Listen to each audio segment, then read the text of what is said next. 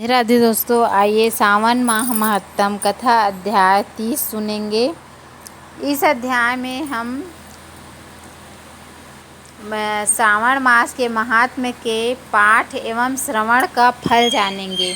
जो आपने इस महीने में पूरा इस सावन माह का महत्तम सुना, उसका हमें क्या फल मिलता है, इसे आइए जानते हैं। ईश्वर बोले, हे सनत कुमार, मैंने आपसे श्रावण मास का कुछ महात्म्य कहा है। इसके संपूर्ण महात्म्य का वर्णन सैकड़ों वर्षों में भी नहीं किया जा सकता। मेरी इस कल्याणी प्रिया सती ने दक्ष के यज्ञ में अपना शरीर दग्ध करके पुनः हिमालय की पुत्री के रूप में जन्म लिया। श्रावण मास में व्रत करने के कारण यह मुझे पुनः प्राप्त हुई, इसलिए श्रावण मुझे प्रिय है। यह मास न अधिक शीतल होता है और न ही अधिक उष्ण। राजा को चाहिए कि श्रावण मास में श्रोताग्नि से निर्मित श्वेत भस्म से अपने संपूर्ण शरीर को उद्दूलित करके जल से आर्द्र भस्म के द्वारा मस्तक, वक्षस्थल, नाभि, दोनों बाहु, दोनों कोहनी, दोनों कलाई, कंठ, सर और पीठ, इन 12 स्थानों में त्रिपुंड धारण करें। भस्म के द्वारा शरीर को सुशोभित करें और शरीर में 108 रुद्राक्ष धारण करें। कंठ में 32 रुद्राक्ष, सर पर 22, दोनों कानों में 12, दोनों हाथों में 24, दोनों भुजाओं में 8, ललाट पर 1 और शिखा के अग्रभाग में 1 रुद्राक्ष धारण करें। इस प्रकार से करके मेरा पूजन कर पंचाक्षर मंत्र का जप करें। हे विपेंद्र, श्रावण मास में जो ऐसा करता है वह मेरा ही स्वरूप है, इसमें संदेह नहीं है। इस मास को मेरा अत्यंत प्रिय जानकर केशव की तथा मेरी पूजा करनी चाहिए।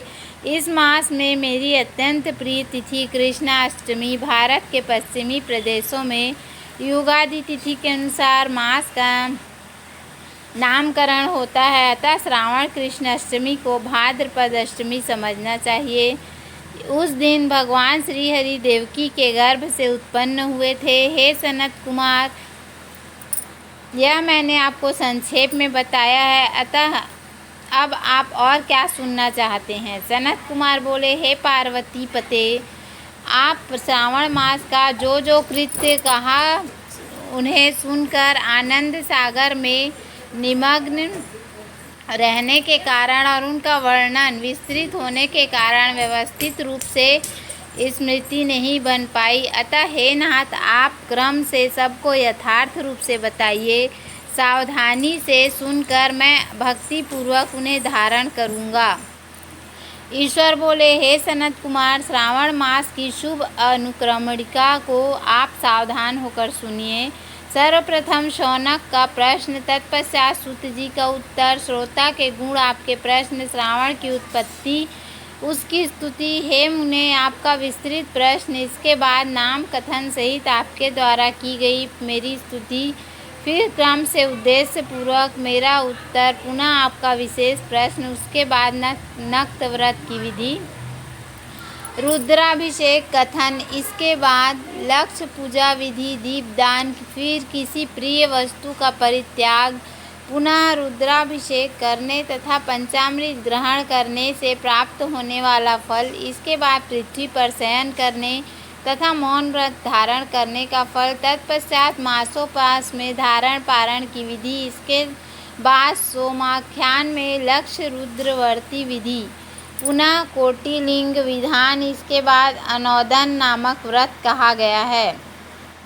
इसी व्रत में हविष्यान ग्रहण, पत्तल पर भोजन करना, शाक त्याग, भूमि पर शयन, प्रातः स्नान और दम तथा शम का वर्णन, उसके बाद इस स्फटिक आदि लिंगों में पूजा जप का फल, उसके बाद प्रदक्षिणा, नमस्कार, वेद पारायण, पुरुष सूक्त की विधि, इसके बाद ग्रह यज्ञ की विधि, रवि सोम मंगल के व्रत का विस्तार पूर्वक वर्णन, पुनः बुद्ध गुरु का व्रत, इसके बाद शुक्रवार के दिन जीवितिका का व्रत, पुनः शनिवार को नृसिंह, शनि, वायुदेव और अस्वस्थ का पूजन, ये सब कहे गए हैं। उसके बाद रोटक व्रत का महात्म्य, औदुंबर व्रत, स्वर्ण गौरी व्रत, दुर्गा गणपति व्रत, पंचमी तिथि में नाग व्रत, षष्ठी में सुपोधन व्रत, इसके बाद शीतला सप्तमी नामक व्रत, देवी को पवित्रारोपण, इसके बाद दुर्गा कुमारी की पूजा, आशा व्रत, उसके बाद दोनों एकादशियों का व्रत, पुनः श्रीहरि का पवित्रारोपण, पुनः त्रयोदशी तिथि को कामदेव की पूजा, उसके बाद शिव जी का पवित्रक धारण, पुनः उपाकर्म, उत्सर्जन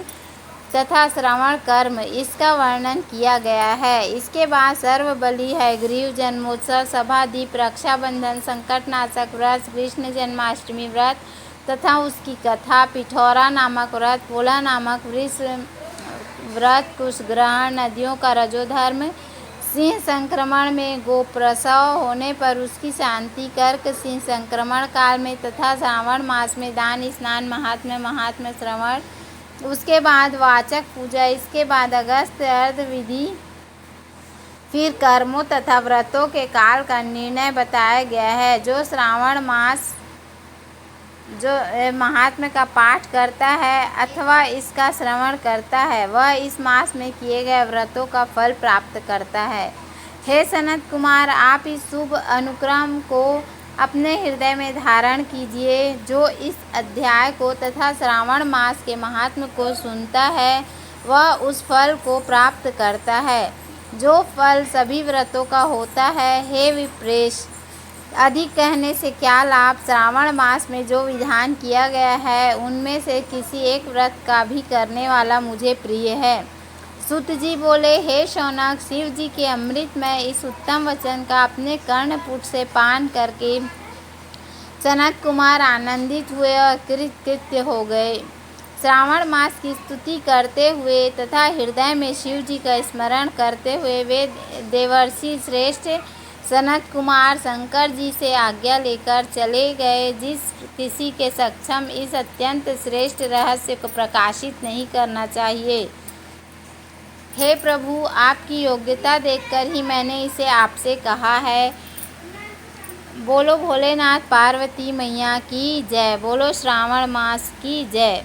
इस प्रकार हमने 30वां अध्याय पूर्ण किया। यदि हमारा वीडियो पसंद आए तो वीडियो को लाइक, शेयर और सब्सक्राइब करना ना भूलें। धन्यवाद। राधे राधे।